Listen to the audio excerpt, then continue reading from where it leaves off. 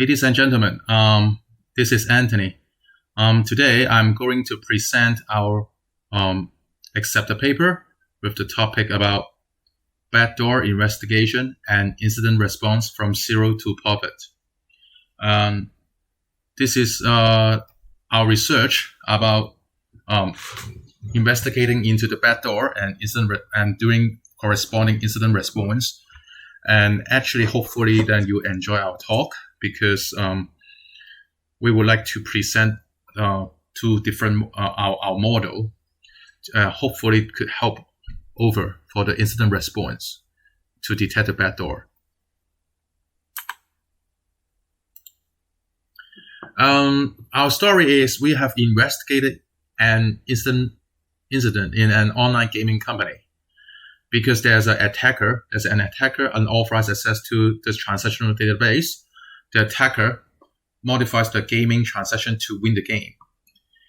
The attacker also compromises the database occasionally without explicit footprints. And simply, this company also installed the enterprise-grade firewall and antivirus software, but its antivirus software cannot detect the existence of the backdoor. In 4 months' time of the investigation, and we also step by step to deploy different kind of layer of defense and monitoring, we finally discovered the backdoor and carry out an incident response successfully. Backdoor actually is a trigger-based malware which generates traffic and its communication over authorized protocol like HTTP and DNS. Backdoor malware itself looks like legitimate, but also always outlawed by network and system administrators. We try to apply some various and some popular industry incident response framework. Most likely, those incident response framework is very comprehensive. We can identify implement the incident response at the database server. However, it failed to detect and identify high stealthy, or we could say is really hiding from outside malware backdoor and attack origin with existing frameworks. So that's the reason why I come up with this model. Our objective is propose the incident response model for backdoor detection and investigation because current incident response framework is a little bit general, not target or particular focus on detecting backdoor. Antivirus is not always a panacea. I mean, it may not work all the time to detect the backdoor. You could from the screen, from the right bottom corner, you could see I upload the backdoor to the virus total. Even within a few months' time, there's no antivirus could detect it. Even there's a limitation of behavioral analysis because some backdoor cannot be executed typically in the operating system. They may be loaded as an add-on or plug-in, so that's why not easy for dynamic or behavioral analysis so that we could identify those indicators of compromise. Backdoor is an emergent threat. Then there are many APT like all week APT campaign. So that's why this is also like an emerging or is a trendy threat. Meanwhile, as I mentioned, there's lack of practical backdoor specific incident response methodology. We propose an incident response model for backdoor. One is called Backdoor Incident Response Algorithm, BDIRDA. This is more on network graph transversal and identify possible infected nodes. And the second one is Backdoor Incident Response Matrix, BDIRM. For any suspicious node, we find we want to make a further investigation into it. We carry out corresponding activities in the area of backdoor analysis, backdoor server, and network traffic. For the BDIRDA, the algorithm, our incident response detection algorithm, we try to, for every node, start with the least number of the trust collections to the target node. We examine user authentication and also some operation, delete, create, execute, delete, create, this kind of operation chains, so that we hopefully to see any activities over the files, stored procedures, scripts, user accounts in the event, or an activity logs in different system or an application. After that, we examine the number of authenticated systems collected to the examined node, and examine the number of different user accounts used to authenticate to the different systems. If the ratio, you could find it larger than 1, it is suspicious, where a single node is authenticated to many different systems with multiple different user accounts that are not in normal business practice. The first step is we make a differing configuration files of any surface available to untrusted parties with the intended and legitimate configurations. And then label the load and edge collected to and from any node, as well if any items from the above steps is positive and suspicious. If any web node satisfy any above checkpoints from item A to item D, we will run and make a check in Backdoor incident response matrix. This is the Backdoor incident response matrix. We have identified in 3 different streams: Backdoor, Backdoor server, and network traffic. For each area, we'll try to identify the functions or identify what we will do it, what action we will take it. For example, for like the Backdoor, we identify the functions, function and capability of the suspicious Backdoor, which is helpful to reverse engineering. We carry out static analysis and binary analysis. We try to emulate the binary in emulation framework through the dynamic analysis. We try to write the Java rules with the artifacts found from the items from A to C and try to scan and discover any backdoors in other nodes or machines or systems. For the Backdoor server, we prepare the golden copy of the configuration of deployment files, which is easier for us for differing and like a benchmarking and do kinds of differing practice or comparison. For the third, network and traffic, we benchmark the common request and response header. Hopefully then we will deploy those logs or export those logs to SIEM or public logging facilities. For the second step, in Backdoor, we carry out similarity check with published backdoors, whether they share similar code, instruction structure, and commands with binary differing and TLSH. It helps to update search rules in the network and traffic analysis. We scan all the DLLs to detect any abnormally high number of encoded base 64 strings, obfuscated SQL, and PowerShell script, and possible system commands, and file upload, download, delete commands. Finally, we apply Shannon entropy detection over the binary to detect obfuscated, compressed, or encrypted code distribution. For the Backdoor server, we compare the input 2.2, we compare the golden copy of configuration and deployment files with those with the potential hack server. We examine activity and error logs of the hack server to detect any successful or failed loading of suspicious external programs or modules. Export and dump the volatile memory of the Backdoor server. We simply repeat back to the 1.3 item 1. Task 1.3 and scan and detect any abnormally high number of encoded base 64 strings, obfuscated SQL and PowerShell script. How about the network traffic? At item task 3.2, we monitor any high volume of HTTP request and response. Monitor unpopular incoming and outgoing IP addresses. Write search rules to detect alert unpopular user agent and cookie values. wide search rules to detect and alert suspicious requests based on findings in the backdoor, find in the backdoor, find in the backdoor area, and backdoor server area 1.1, 1.2, 1.3, and 2.4. And finally, then network traffic deobfuscation. We try to detect any encrypted and encoded traffic. We do the similarity comparison. This is for the backdoor. We try to extract some idea to matching our suggested matrix. So this is, you will find it. We do binary similarity for the checking between two binary backdoors. According to our matrix, we carry out binary similarity comparison between oil wick and our revealed backdoor and see whether they come from the same APT campaign or family.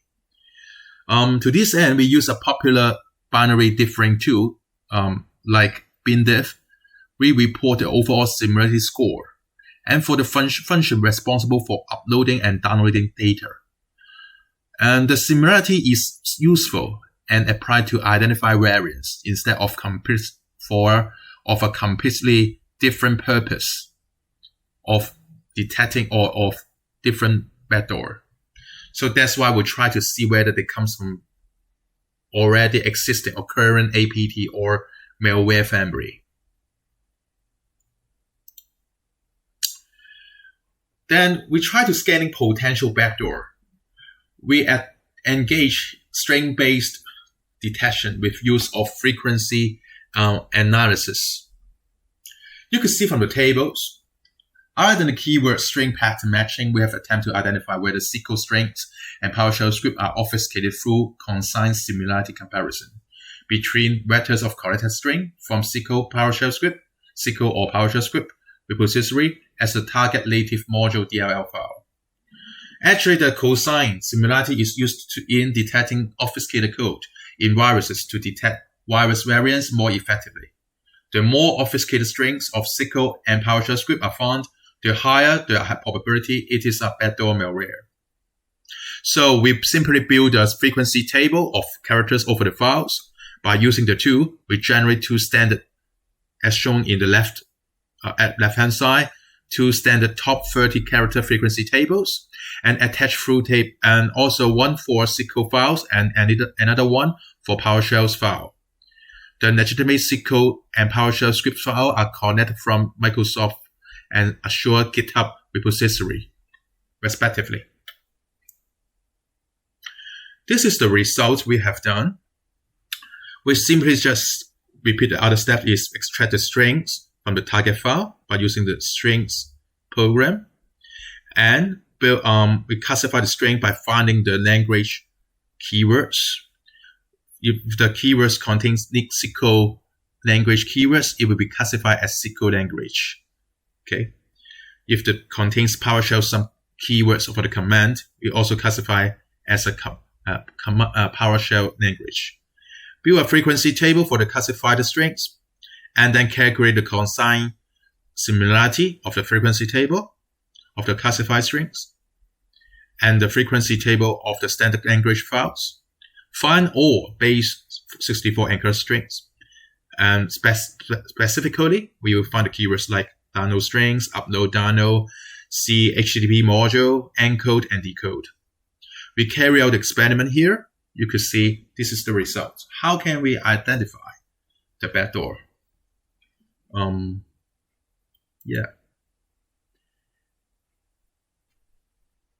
also, other than the string based, we try to do is we can find both backdoor malware hit a high number of keyword and API indicators like SQL strings, PowerShell script strings. The obfuscation index on both SQL and PowerShell script do not exhibit significant deviation between malware backdoor and legitimate native module. That's why we try to figure out the difference between legitimate module and the backdoor.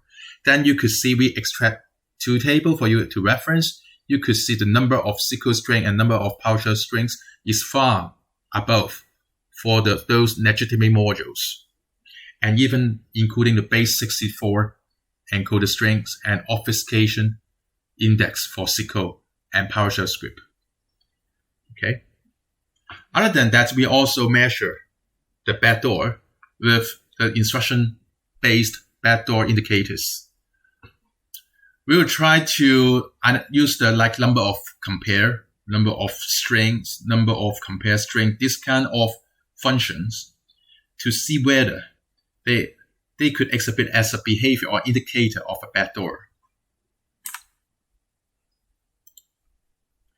This is the algorithm about the capture traffic for incremental time snapshot on incremental time snapshot basis, and try to identify all timestamp of compromised transaction and change of time and change of files. For each previous incident timestamp, we start monitoring. And for every 5 minutes as an interval for at the node and capture the network traffic. Because in the enterprise, you can't do it for ongoing network traffic capturing because some kinds of resources limitation. So for every captured traffic, we try to apply XOR, URL encode, ROT13 encoding detection, and apply obfuscate strings detection. Detect if any above item is satisfied. Other than that, in our matrix mentioned, we have also used backdoor entropy analysis. We try to detect any obfuscated strings or obfuscated files in node with Shannon entropy. First of all, for every node, for every server configuration, we try to figure out the Shannon entropy and compare with the freshly built configuration file or system file, identify all discrepancy of entropy value and carry out further examination of a suspicious file. Identify all high entropy values and carry out further examination of suspicious files. For discussion is, backdoor investigation is a very challenging task because it's very stealthy and trigger-based. You never detect it once they are activated. So that's why we need to find a way how to trace and figure out how the attacker gets into the system. Sometimes the network and system logs are not enough or sufficient for investigation. So that's why this is the challenge. We have suggested a backdoor IRDIS matrix because there's limitation on different scenarios. In binary emanation, the emanation can be successfully done if we can develop all the API calls in the framework. Otherwise, emanation will stop in the midway and because of missing server API libraries. Suspicious backdoor binaries and modules must be loaded and emanated in another server with the same version and patch level for further analysis. So that's why, as I mentioned, dynamic or behavioral analysis is not always working. Outsourcing to operating system model vendors for investigation is also challenging. Sometimes the vendor has requested the online gaming customer, in our case, to access the production database remotely for forensic study. It is not practical or compliant with the security policy. And even they provide a tool for dumping the forensic image of the memory because the image could be very large in the size, so it would cause overhead and performance. The problem is some server or some system cannot be taken down because they want to keep it running for the business. As an incident handler, business owners are always concerned about whether there's no more malware installed in our system. Other than figure out the impacted system and compromised server along with the attack path, we still need to scan and find any other backdoor and malware reported by attacker. And also for the business impact, as I mentioned, business owner don't want to take down the system and prefer the live incident response. So that's why we suggest this model. Our conclusion is in this paper, we propose a backdoor incident response model to investigate backdoor incident, analyze backdoor server, and network traffic with application. The proposed model has been successfully implemented with our online gaming customer, identified and eradicated the incident.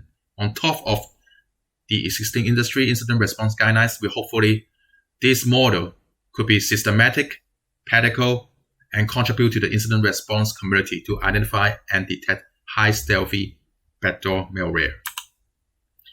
Thank you so much to my co-authors to give the research, including Ken, Johnny, Austin, Alan, Dr. Shuai Wang, and my PhD supervisor, Jogesh, Dr. Jogesh Muppala. Thank you for listening. Thank you so much.